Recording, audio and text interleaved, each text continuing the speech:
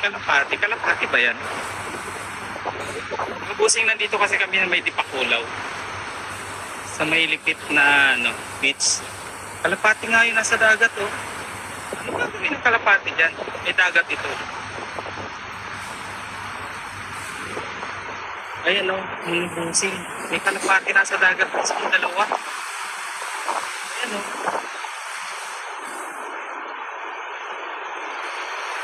Yung nasa dagat ng Dipakulaw. Pero may kalapati kami nakita.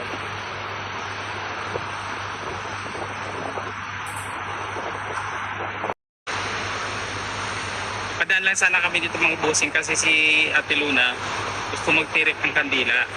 Pero hindi naman kasi namin alam yung eksaktong lugar kung saan nalunod sila. Pero may kalapati kami nakita.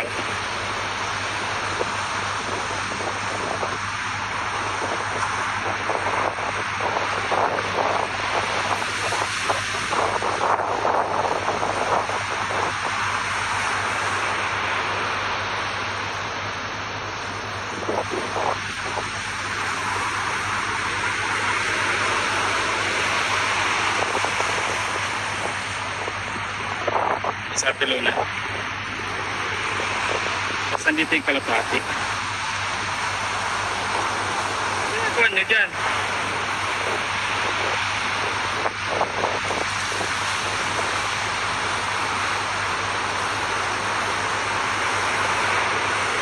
So, lilipat tayo ng posisyon.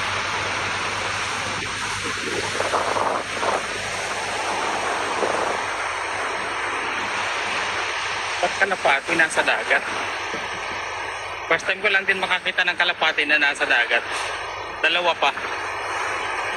Ayan o. So, kita ko sa inyo. Tagal nila o.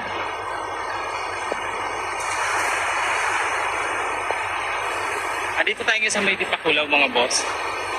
Ayan o. Kalapati. Dalawang kalapati. Diba, hindi sila gumagalaw, as in hindi sila gumagalaw. Kanina-kanina pa sila dyan, hindi sila gumagalaw. O, andito tayo sa may beach ng Dipakulaw.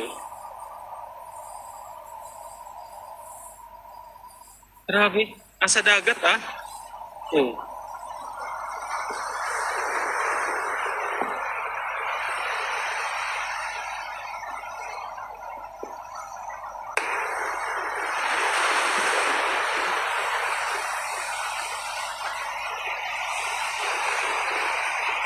Anong ginagawa nila dyan?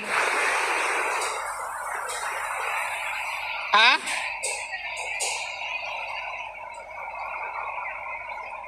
Mga bossing, nandito tayo ngayon sa may beach ng Dipakulaw. Si Ate Luna kasi nangungulit sa akin, sabi niya na naginip daw siya kagabi ng tubig. Ay bago kasi libing si Poget, iyak ng iyak yan eh. Kaya sabi niya, punta tayo ng Dipakulaw, magtirik tayo ng kandila. Tapos ngayon naman, pagdating namin dito sa may beach ng Dipakulaw, may dalawang kalapati kaming naabutan dito mismo sa may dagat. Sa lugar kung saan banda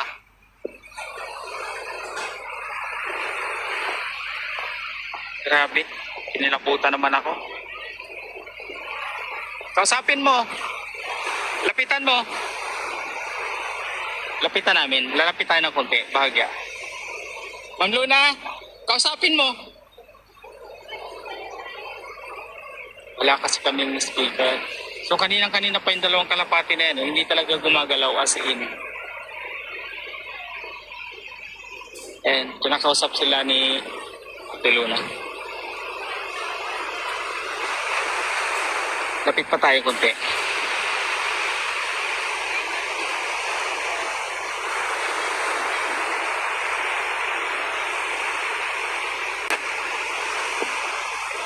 Ayun na, lumipad na.